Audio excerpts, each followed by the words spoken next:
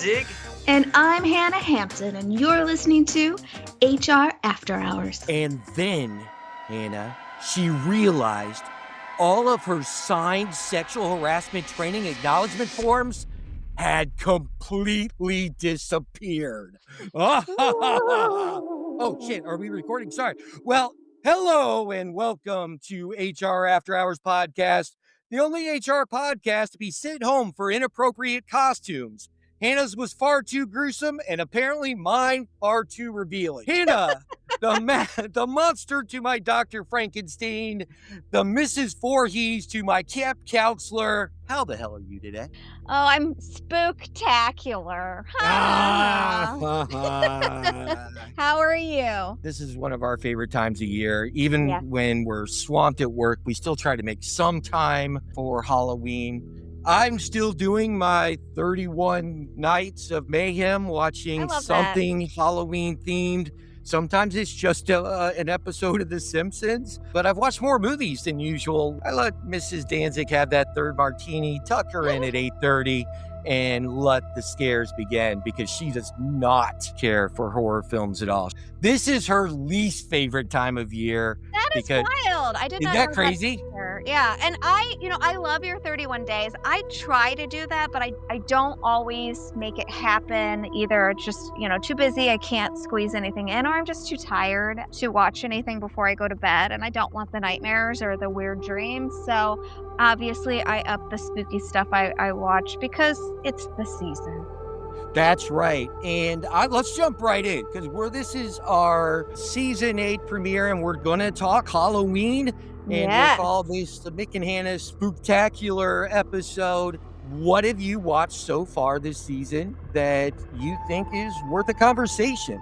Sure, because I feel like I've watched many a thing that aren't worth a conversation, so we won't talk about those unless you want to. But the latest thing that I've watched is something new on Netflix, and that is The True Haunting, which is a documentary. There's 5 episodes. I've seen them all. 5 episodes split across 2 separate stories. I enjoyed them. Again, it's a documentary, so they stated in the title, it's a true haunting. Got some thoughts on it. Have you seen True Haunting?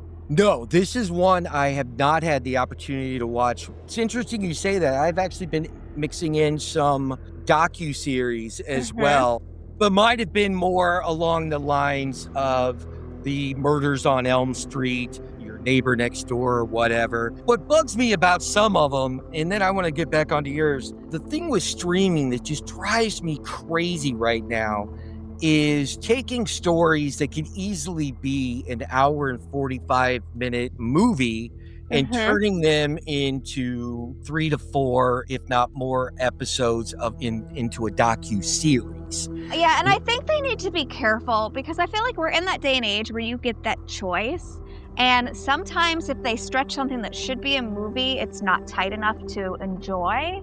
Like they just have to add too much in. Whereas there's been times where something's a movie and I feel like, they could have really expanded on that and it would have been better as a mini series or standalone series. So I agree with you. I feel like sometimes they make the wrong choice. And here's my last soapbox on that, and then I'll get back. I want to hear about yours. Did you know the new Ed Gein, is that how his last name's pronounced? Ed Gein, the serial killer? I think so. Yeah, either one. Gaines, whatever. The new docu-series that just came out about him, 8 fucking episodes long. I saw the first episode. We'll take that as an aside because I've got my thoughts on that too. I've only seen one so far. I don't know if I'm going to finish it, but we'll see. But yes, from what I've heard, that was stretched too long. But what is interesting and kind of why I want to stick with it is they go behind the scenes. They wrap in the movie Psycho and the filming of Psycho because Norman Bates' character is based on Ed Gein. I find that kind of interesting, but I've also heard that it's a little too kind of graphic and horrifying and maybe not worth it. And I love Charlie Hunnam, so I don't know. I would give it a shot. I'm 1 episode in. We'll see if I finish it. So on to short thing. The True Haunting, 5 episodes, 2 stories. It is a documentary. So they are interviewing the people who this happened to, and they're telling a story. The first section is about a kid in college and his dorm room is haunted. And the second is about a family that moved into a haunted house. I enjoyed the stories. And again, they have it where they're showing people being interviewed and then they're doing recreations with actors. I love recreations. I do too. It kind of reminded me of the season of American Horror Stories Roanoke where they did This Is My True, horror story. But my problem with it, and I haven't dug into it, I haven't gone on the internet and searched this out, I'm not 100% convinced that these really happened. It was a well done, hey, this is supposed to be a documentary. I feel like it could be in that mockumentary where there's actors playing the real people and then the actors doing the reenactments, but I'm not 100% sure that it really happened. However, that does not stop it from being a lot of fun, and I enjoyed it, and I kind of don't give a crap if it really happened or not because they told a compelling story, which leads me to like a genre of horror movies that I find enjoyable is that, was this a true story? Like, did this happen? Is this a documentary or is this scripted? It's kind of one of those things where it's like so many examples out there. So again, I'm not sure if this is a true documentary, but I kind of don't care. Well, we've seen the evolution of the found footage, right? Yep. Blair Witch yeah. is the one where it was really mainstreamed, but not the first. And no. This is what's really interesting. I never felt old telling this story in the past, but now I'm starting to feel older and older as I tell some of these things because I have people all the time go, I don't know what 7 of those things you just referenced were, which sucks, man. It's the worst. But this almost goes back 100 years ago.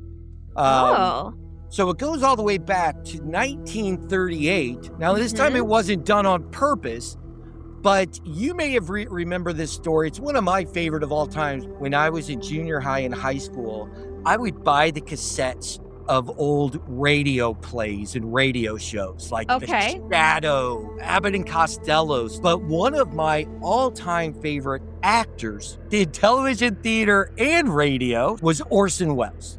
Okay. And we could have a whole conversation about whether Citizen Kane really is one of the greatest movies of all time. I believe it is. A lot of people don't. I think it's great. But what Orson Welles did was the original radio broadcast of The War of the Worlds, which was Orson Welles in the Mercury Theater, had some listeners believing, as they were listening to it live on the radio, that there was really an alien invasion taking place at that time. Today, they say it caused a panic, because there was a realistic format. The broadcast was a radio drama, but it was presented in news bulletins about this Martian invasion. If you didn't hear the disclaimers, and I think they did it more at the maybe commercial breaks. I know they did at the beginning, but a lot of people would turn into a show late. That was of the time. Like people would even go to the movie theater, and the movie had already started. So that was of the time. Absolutely. Well, yeah, because the movie theaters back then, there was like all these serials before, and it could be a 5+ hour event. But a lot of people. Well, even people would come in the middle of the movie, which is why Psycho kind of changed that, because Alfred Hitchcock says you have to be there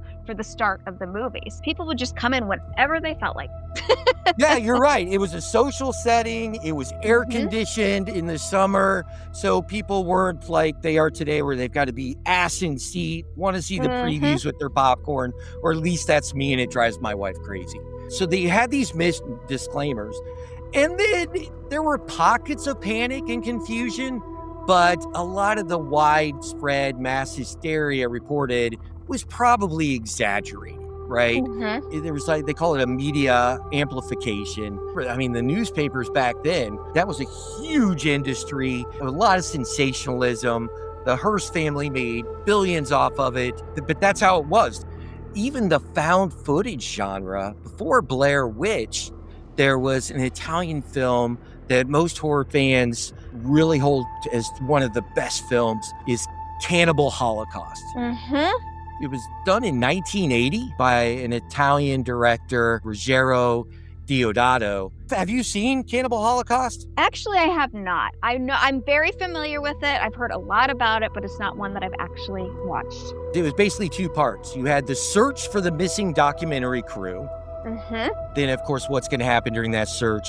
We're going to find the quote-unquote found footage. So this actually did it in 1980. The raw footage reveals the increasingly barbaric and cruel behavior of the documentary crew as they become the quote-unquote real savages of the jungle. It's led by an arrogant and manipulative filmmaker, Alan Yates. The crew stages scenes and terrorizes the indigenous tribes to get sensational material for their film. So it kind of reminds me of like Mutual of Omaha Theater when we were kids, right? And they're like, we're going into the jungle to find. And then in this found footage, the atrocities escalate to genuine violence, including destroying a village and raping a young native girl. And the final rolls of film show the tribes retaliating. The crew is violently attacked, tortured, and killed in revenge for their actions. And it was really gruesome. As they found out later that this was just a film, and the way they found out is after the film was released, the director made the actors in the film go into hiding.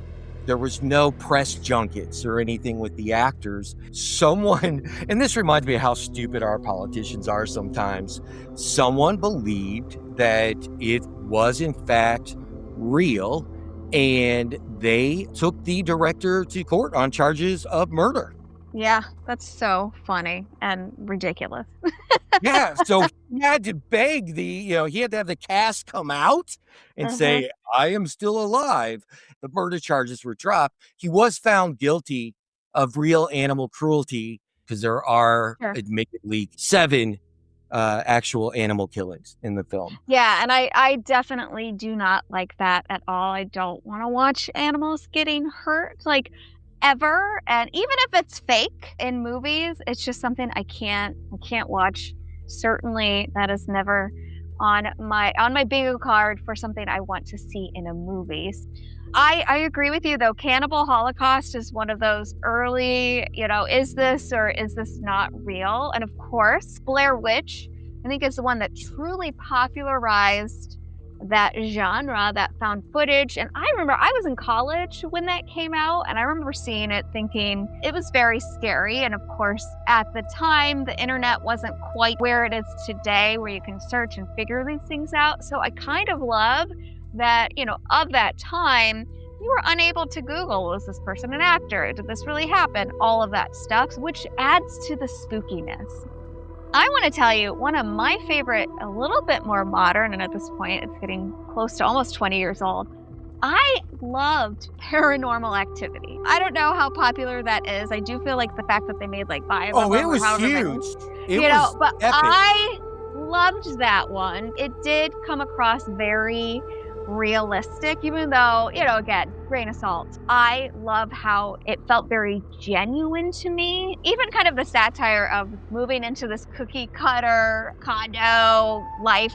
There was so much I feel like I took from it, but I remember absolutely loving that one and feeling that it was great. Now, I did watch some of the other ones, and I'll give them the I know they kept making them, and good for them, cash grab, but I have to say, the first one, I still hold it in high regard.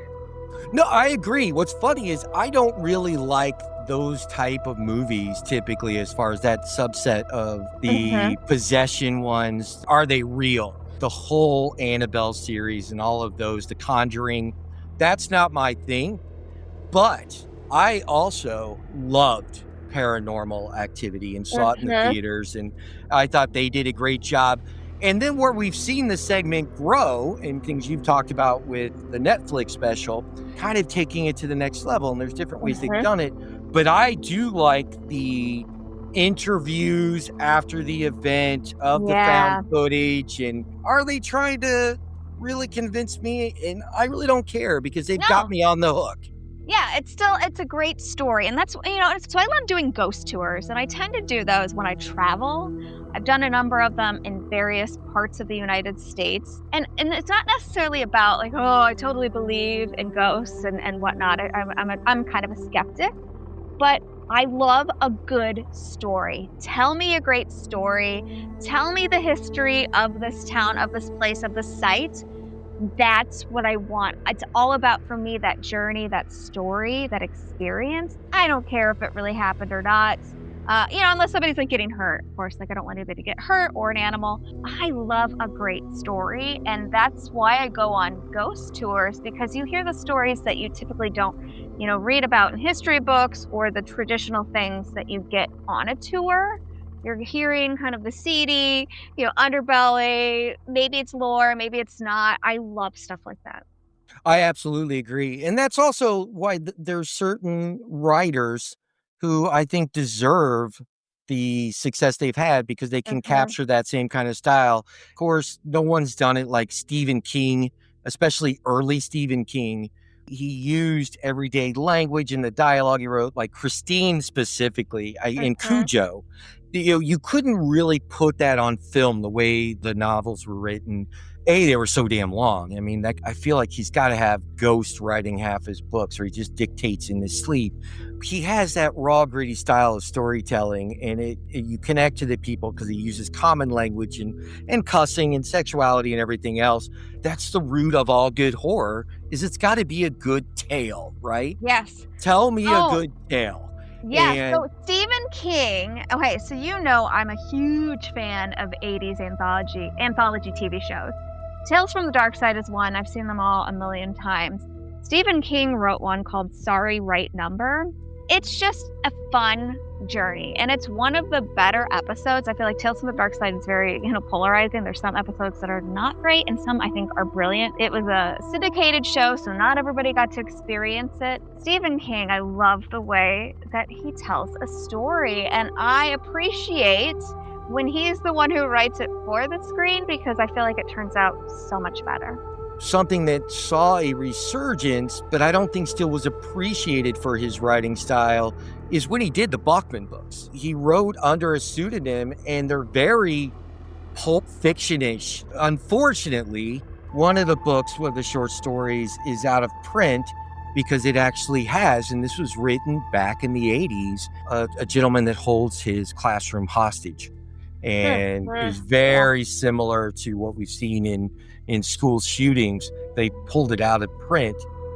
The whole mixture of the storytelling and the found footage segments, one of the best usages, and it was something you actually turned me on to, and I've had so many people watch it since, was Late Night with the Devil. Oh, I loved that one. That was such a fun movie. I feel like it was really well done. I feel like it was well acted. And yes, it does feel like that, hey, we found this old tape. And I think tape is perfect. It's not a DVD, not like something that I found online, but we found this tape of this late night show and evil, being unleashed. That was a great found footage film. I hope more and more people get to see it. I do feel like it did well, from my understanding. If you are a found footage lover, check that one out. It is so worth it. Now, I will say I laughed at the very beginning because it had that almost that Family Guy joke with how there were so many producers of the movie, so the title card. I laughed my ass off, and I'm like, this is just like that Family Guy bit. Other than that kind of start, like, you don't want to start a horror movie like laughing. There are some great horror movies where you're laughing the whole time. You and I know that. We've seen them in the theater. This was one where that was hilarious, but the rest of it was just a great journey to be on. And like, if you haven't seen it, horror film fans, check it out. It's so much fun. Absolutely. That's going to be on my must-watch list every year for anyone it. that asks me what's a good horror film. The bit with all the different production companies at the beginning, if you haven't seen The Family Guy that does it, it's just hilarious because If you've seen it, it's just, the Peter's at the movie, and as anyone knows, especially right now, because there are so many multiple production companies and then distribution companies, yes, because many it's people so involved. hard to make profits off of films Mhm. in the actual theater. And then they put so much into their What are those, like, actual title cards logo. or bumper? I don't know what they're called. Bumpers? I don't know. These openings for each production company, they've invested so much into them that I was actually watching a movie with Mrs. Danzig just a few days ago, and it was a Spyglass Pictures. Their logo comes up. She goes, I hate their logo. I was just like, oh my God, where did that come from? But Hilarious. it was funny that I thought of the same thing. I thought of the Peter Griffin thing. He goes, ooh, someone's coming up to a lighthouse. Is this it? And then all of a sudden it says, this is a Walking to the Lighthouse production. And it's just nonstop. It's so true that these companies, because they have to form these partnerships, want you to remember their company name. It is getting over the top. It's like the backlash at some point has got to be, you're allowed 1 second. Just put your logo on if there's more than 2 per film. I'm looking forward to you finding out if this really is a true I'll dig story. into it. So I did find a list online at movieweb.com. And it was 25 horror movies that tricked people into thinking they were real. So I thought I'd run through the list real quick. But 25, Cannibal Holocaust, so great job on talking about that one. 24, The Blair Witch Project. I think those are probably the top 2 that people would come up with. 23 is a film called Snuff. 22 is Quarantine, which is another found footage.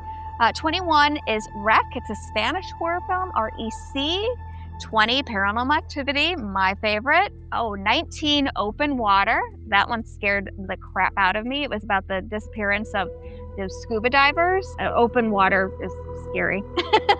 18 is a BBC mockumentary called Ghost Watch, which was from the 90s. 17 was Guinea Pig 2, Flower of Flesh and Blood, which is a Japanese horror film. I haven't seen it, but now I want to. 16, A Lizard in a Woman's Skin. It's a 1970s movie. Wow. I think it's Italian. 15, Faces of Death. I remember seeing in high school and probably shouldn't have watched. My friend rented it from Family Video. Now, Faces of Death used some real footage because it had, wasn't one a guy in an electric chair and things like that. Yeah. It said, well, some of the deaths were faked for the sake of the story. Other footage was gathered from real news reports. So. Okay. But I think in our generation, that is probably one that is misconceived. Every Gen X kid probably watched it when they shouldn't have. But I think we all thought all of it was real. Oh, for sure. I thought it was 100% So that real. one probably pulled the caper the most. I agree. Okay, back to the list. 14, New Terminal Hotel, which is a revenge murder story. I'm not familiar with that one. 13 is The Strangers. It opened with that based on a true story. So there's that. 12, The Collingswood Story. I'm not familiar with that one. It's a found footage one. 11 is called As Above, So Below, and it takes place in the catacombs in Paris. 10 is The Poughkeepsie Tapes, which I think is a pretty famous found footage for the found footage fans. 9 is Poltergeist, which, I loved that as a kid. That one scared the crap out of me. 8, The Exorcist, which I still think is one of the scariest movies ever. 7, Candyman. I saw that at the theater, and I wish I had not. Yeah, I did too. I saw that at the Dollar Theater. I remember that. 6, The Ring. I love that movie. That was so great. Very I don't know if I would think that one was real, but whatever. Number 5, Megan is Missing, which is a found footage horror film. 4 is Host, filmed entirely on Zoom, I guess, during the pandemic. 3, Be My Cat, a film for Anne, which is something I've not heard of. 2, Behind the Mask, The Rise of Leslie Vernon, another kind of based on a true story. And then number 1 on the movieweb.com list, August Underground. And let me read this. It says, August Underground has been dubbed by many as one of the most disturbing films ever made. Another found footage film, this movie is much more gory, visceral, and disgusting than its predecessors. Take that as a warning, or take that as the reason you watch it. They said that this is another found footage of serial killers found on the dark web, and it's grainy images and gratuitous violence. So if that's your jam, August Underground is for you. I have not seen it. There you go. So we have some great choices for you to make this Halloween. I'll tell you, I actually own the Poughkeepsie Tapes on... Oh, nice. No, but I own it on Blu-ray. I saw an extended preview for it after I purchased it, and it still has the shrink wrap on it, because I've gotten a little squeamish as far as things that are gory, and the found footage of the Poughkeepsie Tapes are found in the basement of someone who's suspected to be a serial killer in their torture tapes. When I saw I'm not a torture person. That's No. not my genre. I do not like that. You and I have different things that we don't like. I don't like excessive gore. It's weird. It's like if it's... I don't anymore, and maybe it's because, like, I grew up on it in the 80s when it was so not realistic, and I feel like as they make things more realistic, I don't like it. No, and I think that's it. Something that I feel obligated to share. I am too afraid to watch the Terrifier films. I think I haven't seen them, so I don't have any comments, but that's fine. The gore is supposed to be completely over the top. And I saw a making of a scene where someone is suspended and chainsawed down the middle. Ooh. I don't know if I'll ever be able to watch that. I don't. Chainsaws are kind of my biggest fear. I do not like chainsaws. I love going to haunted houses, but I'm always prepared because I always know the last stop of every haunted house is somebody chasing you out with a chainsaw, and I basically gripped my handbag, my purse like a football under my armpit, and I just book it out of there because I do not want to deal with any chainsaw situations. But what's funny, it's not a horror film that really scared me of chainsaws, but it was Scarface. Oh, that scene, absolutely. Oh, I watched that film too young. Absolutely. That scene messed with my mojo. But sure. I absolutely love the Texas Chainsaw Massacre films. I do like that movie because it's such a classic. It's one of those, they give you the warning, it's Texas Chainsaw Massacre.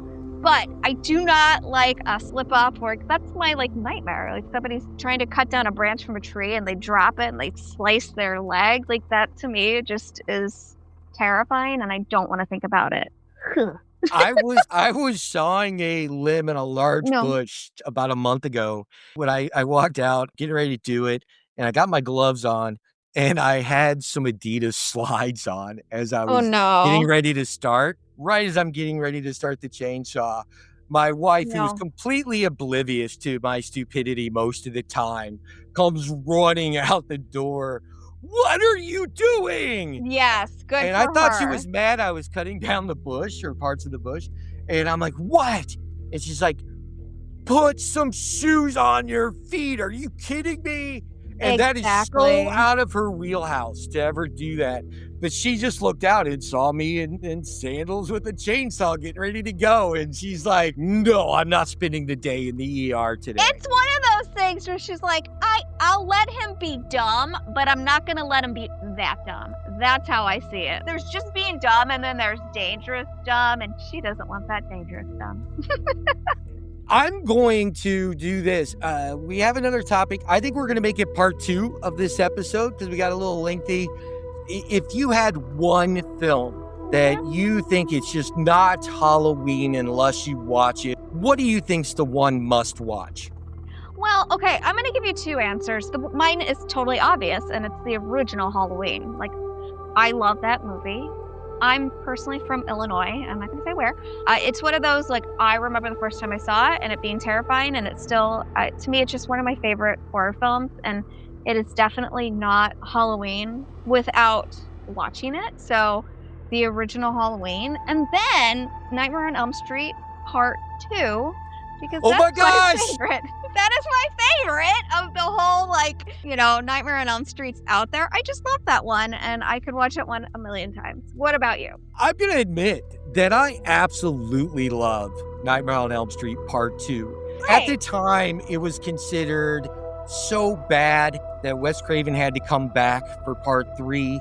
It's now known, actually, as one of the top queer horror films of all time. Absolutely. And kind of gave that segment of the industry a nice boost. What's really interesting, though, is I absolutely love, and I have the box set of all of them, I love New Nightmare. Because it takes the not found footage, but the is this real spin, because it's them filming a new Nightmare on Elm Street. I love it. And all the shit's happening behind the scenes on the set. And Scream did that later. I think Scream 3 was them making the Stab movie. So that was them paying homage. Scream's Wes Craven as well. So that's how much of an impact it had that they did a whole Scream. Those are both amazing films. I am going to say a must watch is going to be 3 from Hell. Oh! Because I don't think everyone can watch House of a Thousand Corpses, even though it's a sequel. It's so different that I don't think you're at a loss if you don't watch House of a Thousand Corpses first. I recommend it. House of a Thousand Corpses, I probably watch once every 3 times to 3 from Hell. Yeah. So, And that one, I do love that movie and I do find it terrifying, but I think that the sequel is it's phenomenal. And I think even Roger Ebert was like, yeah, this is a great horror film. But you and I know, and we probably talked about this, we love Rob Zombie. We love that guy, his movies, his music, all of that. So not a surprise, but I support that and I would die on that hill with you. Outstanding. Well, Hannah Hampton, always a pleasure, and I look forward to talking to you in part 2. Have a spooktacular day.